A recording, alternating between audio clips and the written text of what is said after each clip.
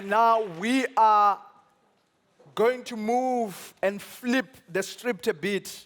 We are dealing with issues that are confronting our contemporary times.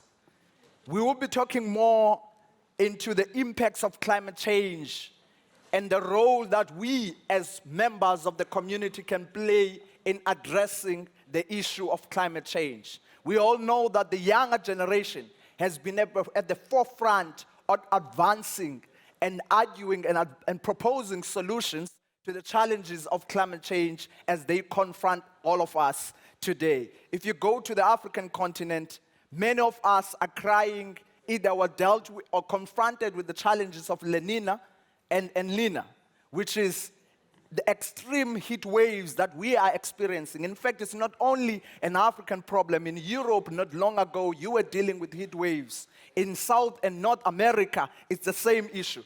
So today, at this moment, I would like to welcome Elise Buckle, the co-founder of She Changes Climate, to come and join us together with her panelists as we deliberate on women's education as a catalyst for climate action at community level. Let's give them a round of applause as they join us.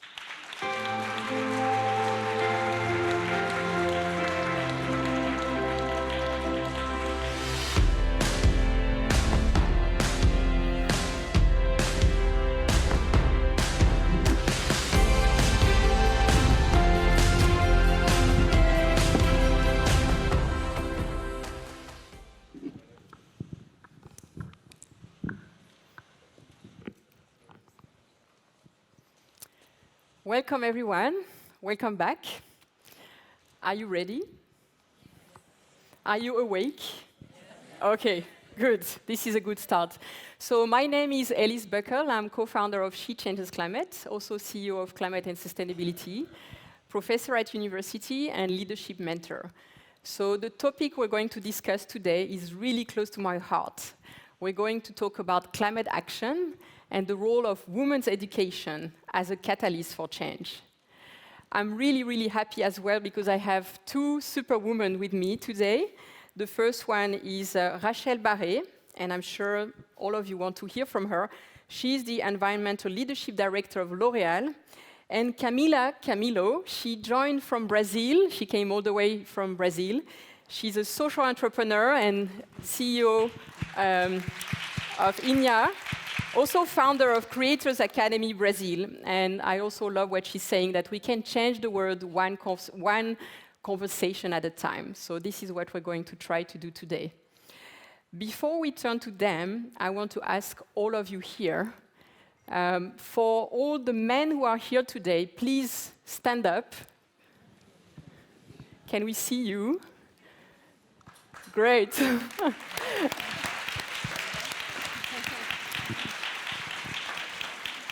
I just want to express my deep gratitude to you because you are the he for she champions, and we need more of you. So thank you for being here. And now let's get all the women to stand up. Wow, very impressive.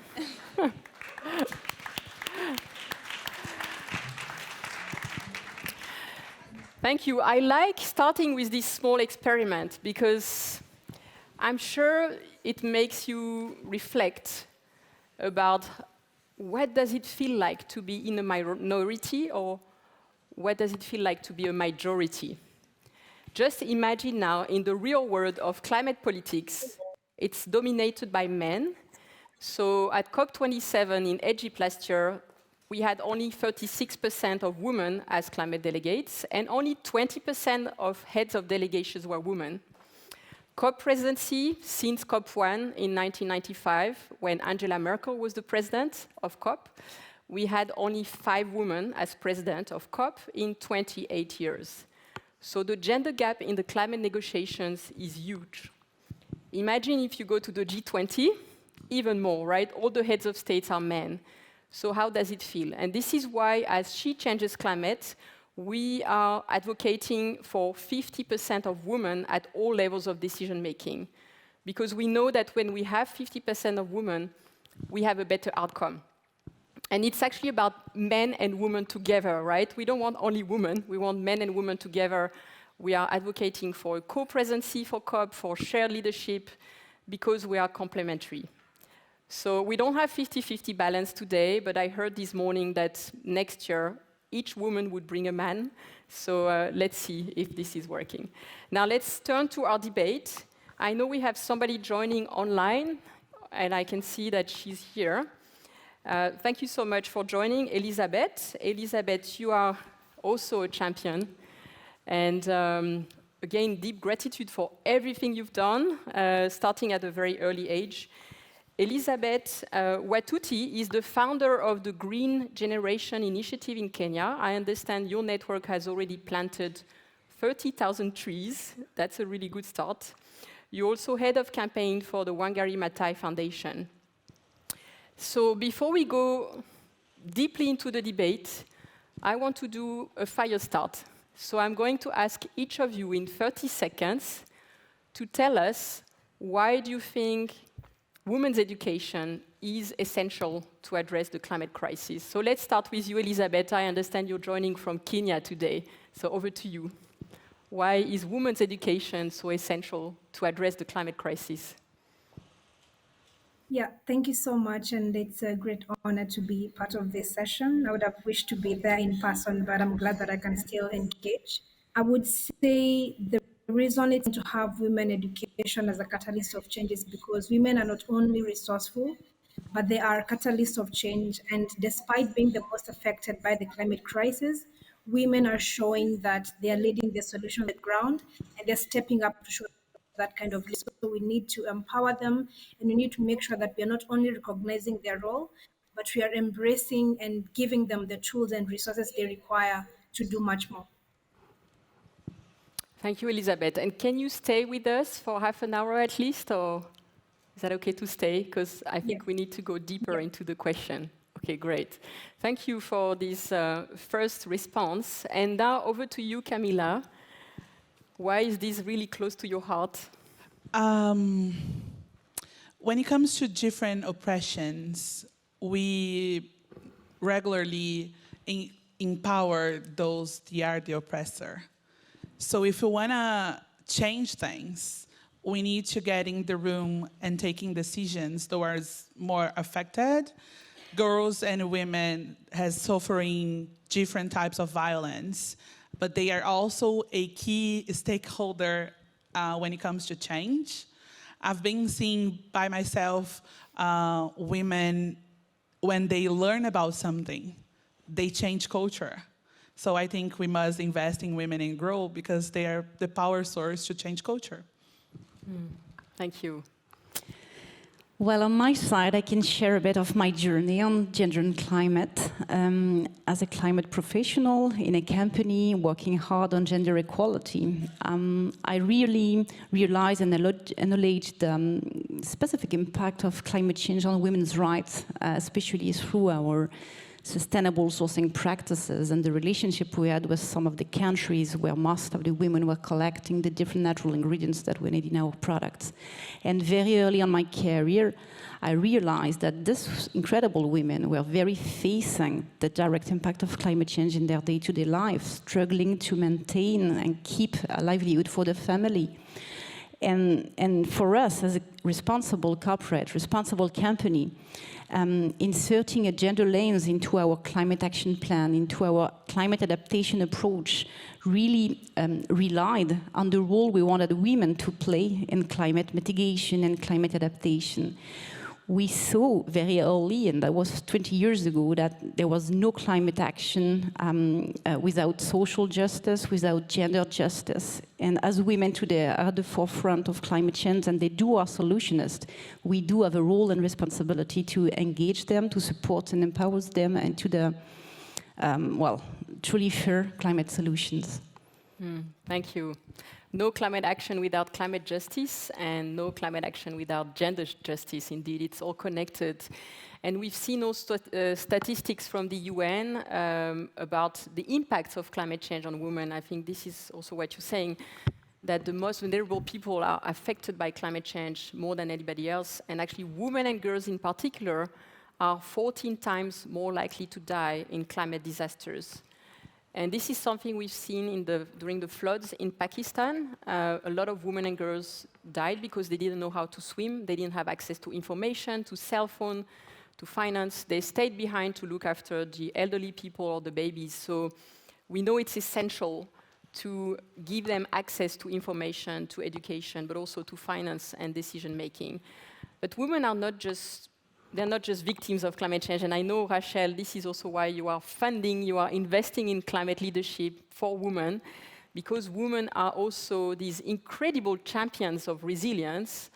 And there's also a lot of data there showing when you invest in women leadership, the communities become more resilient. They prepare for their communities to be more resilient. And after a disaster, they are there to make sure there's food on the table, water, health, sanitation. So Rachel, in your experience, because I understand you just told me before we started, you're managing so many funds. I mean, there's one L'Oréal fund for nature, which is now with 50 million euros of impact investing in the restoration of ecosystems. And I know you have some other funds targeting women leadership. So how do you see your work making a change? Why do you invest so much in women leadership? Why do you think it makes a difference? Well, just as mentioned before in your introduction, Elise, everywhere in the world, women are at the forefront of climate change. Everywhere in the world, they are the solutionists. They are the ones who innovate, who find the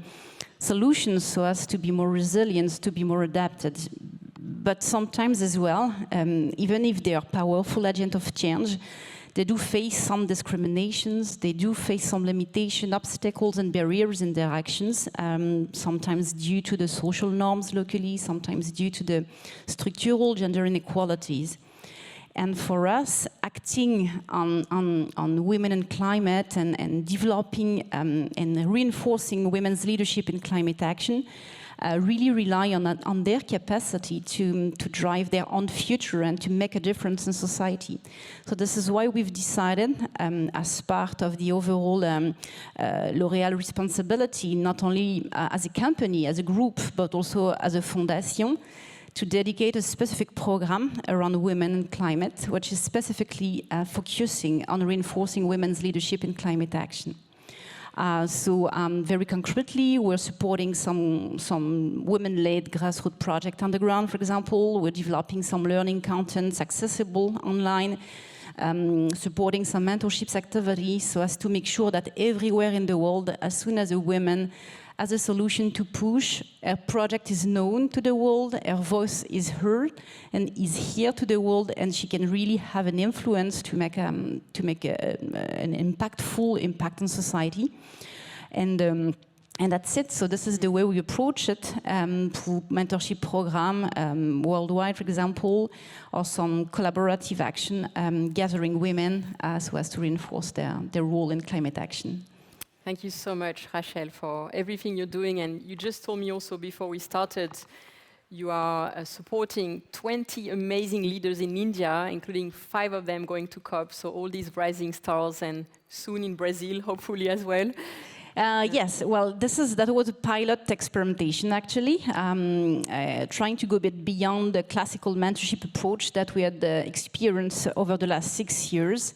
The idea was really to identify, especially in India, 20 emerging women leaders, very renowned and very knowledgeable about the solution they had to mitigate or to adapt to climate change in various domains of activity, being healthcare, being engineering, journalism, whatever, and to push them to the light so as to have their voice here, so as to have their project visible, to reinforce as well the leadership skills that they needed and that they asked us for in terms of communication, in terms of negotiation, stakeholder engagement, self-esteem, resilience, capacity to change and influence.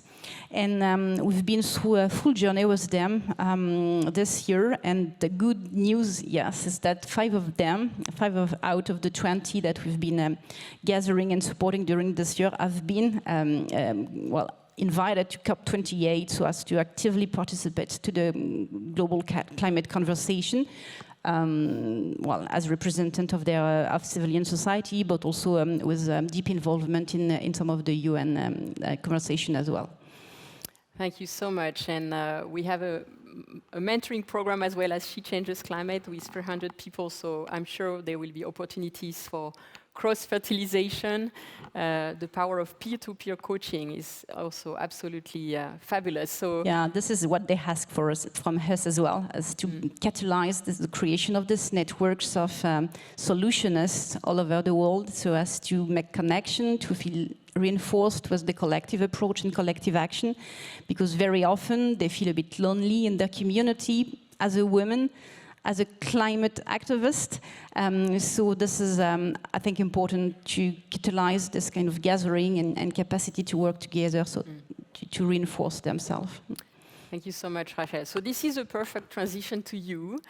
Kamila, you've been working at the grassroots level for some years now and really supporting young activists in Brazil and also connecting them to the global community, to global partners. So can you share your secret? How do you do that? You know, how do you scale up the impact of these grassroots leaders who can feel isolated, but when you connect them, you can really scale up the impact? So how do you do that? Thank you. Well, first of all is creating network. My life changes when I was invited for the first global network. That I had the opportunity to expand my horizons and understand that others people are suffering the same thing, or at least trying the kind of similar solutions in different places. So I'm not alone. To make sure that people knows that they are not alone is the first step. The second thing is offer a different learning journey possibilities. With the Creators Academy and now with the Our Lab, we are trying to create, we are putting out a platform that is based on experience. So you go, you practice things, you are with the local communities, you are learning from the ground, and then you get connect with your theoretic and content and knowledge. And I've been talking with people about their power of influence. In the world on social media, we talk too much about influence, but we need to talk about relevance. Because relevance and influence are two sides of the same coin. You can be relevant and you can be influent. But you can be influent for the bad and you can be relevant for the good. Sometimes you're not the famous person in the room, but I was speaking with someone yesterday, and she said to me, I'm no important person. I'm writing this speech. I'm not giving this speech. And I say to her, no, you are actually putting on a paper the ideas that someone is speaking outside. So the power of your words, it matters so much. So as much as you know that the words you're sharing with someone will be delivered, sometimes won't be you on stage. And what I've been experienced was I was in powerful places, and table with real power being, flowing to all the sides. And I understand that is the same way. Why I need to go to Davos or why I need to go to COP? Because I need to make all the way out of my country. It's the same distance, right? So why not create a space for those leaders come to us? Because it's cheaper from them. It's expensive for us, right? I'm an activist, guys. You know the costs of being part of all of that. And it's so hard to be funded for that. I just discovered, I just realized that some people, the profession of them is being an activist. And always they are questioned, but how you keep your, how you pay your bills, how you keep going. And they are surviving. To fight against something so big, we can't survive. We need to live. And those leaders, they have the power to come to us And one thing that I understand is when they come to the ground to listen stories first, they create change faster. Because we source them with a lot of data and evidence. And it's good. We need to take decisions based on data and science. But when people is not people anymore, it's just numbers, we just lose perspective.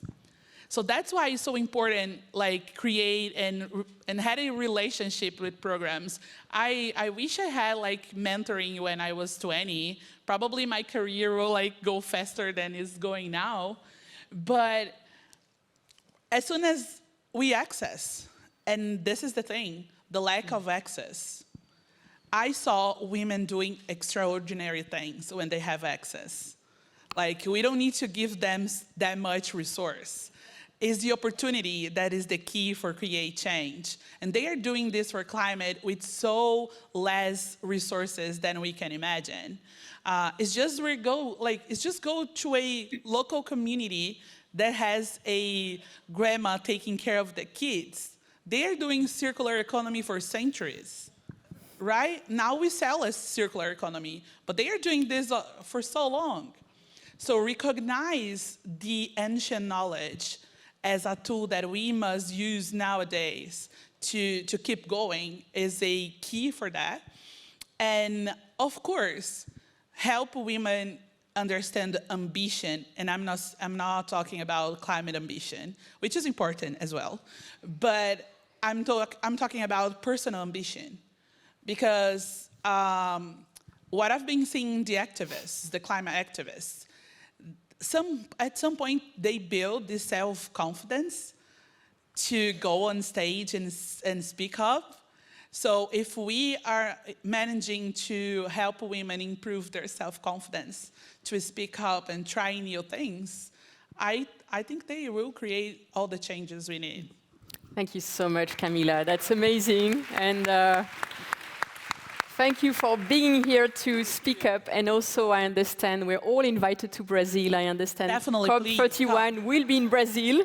So let's go there. Let's bring the leaders there. And also, let's make sure they listen to the stories of the people on the ground, especially indigenous people, who are really the stewards of nature and climate. And we know it's so connected, the protection of the Amazon forest, biodiversity and climate. So thank you for all these words. And now we're going to go from Brazil to Kenya.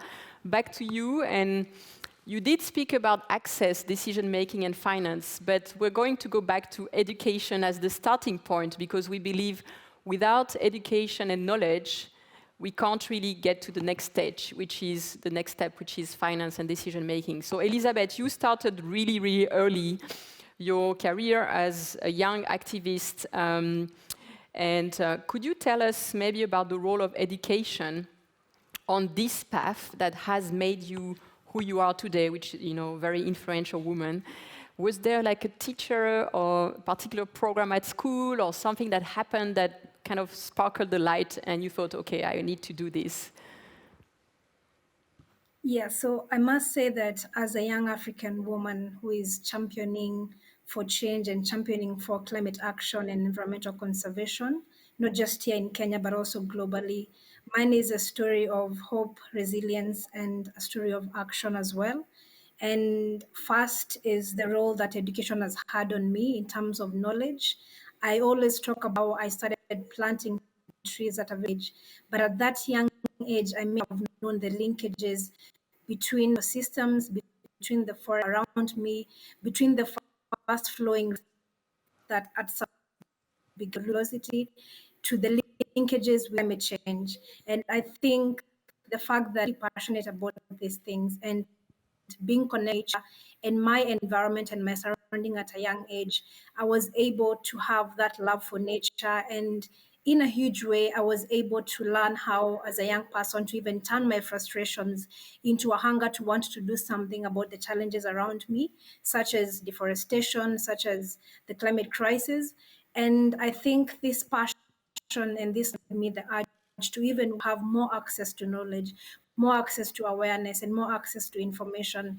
And as a young I remember to be an environmentalist. And I think I could not have understood the challenge and the linkages between my ground and how people around the world are responding to the climate crisis were it not for education. So I have been, of course, inspired by a lot of people along the way, but of course has been the most important thing that I have gained out of this process. And out of passion as well, I was able to study my degree in environmental studies and community development. And this is something that is so rare because many times young people are placed in courses, especially on things that they are not passionate about or based on how the systems are. But for me, it's something I really wanted to do. So every day I continue to understand the linkages of the work that I was doing and the linkages with climate issues. And the second thing, apart from knowledge, was that I now feel much more empowered and with the courage to stand up for the right things, with the courage to stand up and step up, take up leadership, and speak up about things around me that I feel will in one way or another affect the future that I want to see and the future that we all have for our children. And this is something that I must say that one of my greatest source of inspiration, the late Professor Wangari Maathai, embodied so much.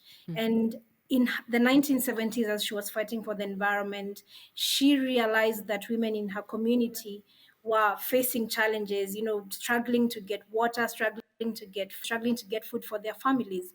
And she started teaching the women how to generate an income out of growing trees, out of establishing tree nurseries.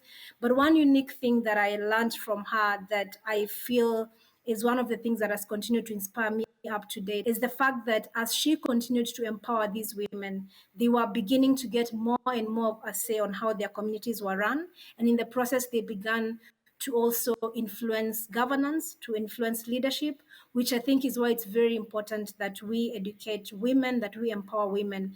And I think this journey for me has been a very good learning process. And also that thing is the aspect of leadership, that I have been able to now continue to build communities, continued to also influence other young African leaders in the climate space to stand up, to step up, and to unite our voices and amplify our voices as one. And I've seen this happen in different and various ways. For instance, right now, I'm the founder of Green Generation Initiative, where we are not only educating children to be able to be environmentally conscious at age, but we're doing this through experiential learning because we believe that it's one thing to tell somebody about the climate crisis, but it's another thing for them to learn and understand that they can be a part of the solution. So we are teaching them how to do it by themselves, how to grow their own food in their own school compounds through our Fruit Trees for Schools projects, and also teaching them how to be able to green their schools, to grow their own food, clean their own air. And the second thing about movement building within the African continent right now is that I've been able to be able to community of young people across the continent. And recently we just had the African Youth Climate Assembly in Nairobi during the Africa Climate Summit, which I was coordinating together with other young people. That was a very large and most vibrant, group of young people. And right now we are going to COP28 with the outcomes of that assembly. And in fact, we have a huge delegation of young people that we're supporting as well to go to COP28. Thank you, And Elizabeth. the other thing is, thank you. Thank you so much, and I look forward to connecting with you at COP and also with you. And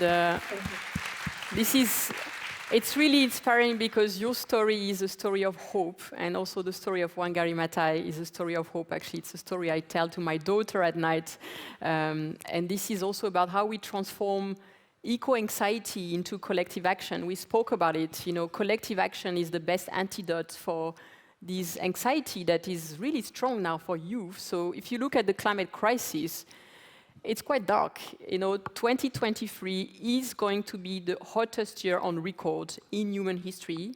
We're already at 1.4 degree of temperature increase. We're very close to the 1.5 degree target for Paris. So how do you nurture this sense of hope in your work? Maybe we can turn to you as well, because you work with youth in Brazil, and we were just talking about the Amazon forest turning into a savanna. How do you keep this positive spirit? Because we don't have any choice. We have to act. We have to stay optimistic. Well, I'm personally more realistic, but it has this indigenous leader from Brazil. His name is Ailton Krenak, and he wrote a book called Como Adiar o Fim do Mundo, How to Delay the End of the World. And I became a founder of those willing to delay the end of the world club, you know? And we need to do that in a way that we feel that is relevant. I really believe that, and I saw that, women, at first, they put people up, they cheer people, they make them feel confident, they create community, they empower others. They also bring a different sense of reality. When I'm in a women's circle, we know what is happening, but we always nourishing something good together. So for me, the value, the most important thing is the community, is the sisterhood. Like, sisterhood make a difference when you are creating change. Imagine, when I got my first mentor and my first coach, I didn't have that level of someone who cheering me, because at home, my mom was like so concerned about provide the basics to us. She wasn't able to cheering me at school or something. So when my mentor did that for me, it changes everything. Last but not least, to guarantee that we keep up with our heads up and we keep going, is because we don't have option to not going forward. Like, when I think about the next generation, I was like, oh my God, we need to fight for people who had time to get a future. We don't have other option, right? And when we don't have other option, we can create the option. This is the difference. We don't need to relate with the things that is going to worse. We can create a better option. But we must create a better option in each conversation we do every day, but we need to do it together with radical collaboration. We want to fight and win climate change and promote climate justice a part of ourselves. Like, is a collective fight, and we need to get together to be able to moving forward and guarantee a future for next generations. Thank you, Kamila, and I'm so glad you brought this concept of radical collaboration. How do we work, all of us as one team, one big family for this one planet? And how do we overcome the north-south divide, even the gender divide, the divide between the private sector and the public sector? And it's not easy, but you're right that I've seen also in climate negotiations the power of sisterhood. And now we're really trying to support Hana El Hashimi and Razan El Mubarak, who are these amazing women from the UAE on the inside of the COP presidency. And we're going to turn to the final question for the closing very soon. We're really hoping that they can save COP28. I don't know if it's possible, but we'll be there with them, and I hope you will be there with them as well. So now going to the closing, and I wish we had more time, Rachel, also to talk about the role of corporations. That might be for another debate next year. But now moving to the closing, COP28 is actually starting this week in Dubai. It's quite controversial. We've heard it's going to be the largest COP ever, with 70,000 people joining. And very controversial because UAE is also an oil-producing state. What are your expectations? I know L'Oréal will not be on the ground, but still, if you had a magic wand, what would be your wish for COP28? Yeah, my first wish, of course, would be to have a greater representation of women in delegation and then in the decision-making process. Well, you've been referring to the statistics that are progressing a bit, but too slowly, actually. For us to have some climate solutions that are really inclusive need equal participation of men and women to the table of negotiation and decision-making process. So this is where we will continue to push as well as a corporate, as a philanthropy, so as to support young climate leaders, delegates, so as they can join the climate conversation and influence to have women's voices here in a more significant way in the climate solution, both in terms of mitigation and adaptation, of course. And my second wish, well, as you know, L'Oréal is quite involved in low-carbon economy. We have strong climate targets so as to reduce our emission all along the value chain. We have been a science-based target initiative validated company for years now. So really acting to reduce the impact of our of our activity on emissions. We do have part of the solution in our hands in the way we develop our product, we conceive them, we eco-conceive them, in the way we engage the consumers toward a more sustainable lifestyle and more sustainable consumption. Yet, part of the solution is not directly in our hand and will directly depend on the policy environment where we, as a company, operate, where our business ecosystem operate as well. We need a massive decarbonization of our supply base. We need massive decarbonization of our markets. So this is really where international negotiation can support, accelerate, and sustain the transformation at scale. We do have part of the solution, but the overall policy conversation and progress is key as well for us to achieve our targets. So this is what I would expect from the COP28 conversation. Thank you so much for walking the talk as a corporation, as philanthropy, and indeed, public-private partnership is essential and strong legislation as well. And now, turning to you, Elizabeth, in Kenya, what is your biggest dream for COP28? You and your delegation. Yeah. Thank you. I must say that we can only solve climate change together, which means bringing everyone to the table.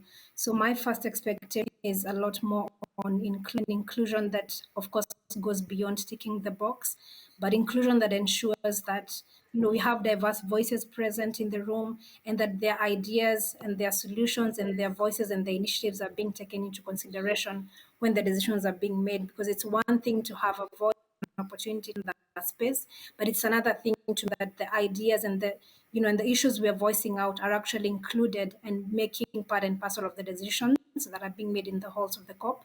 And the second is the urgency that we need to climate crisis.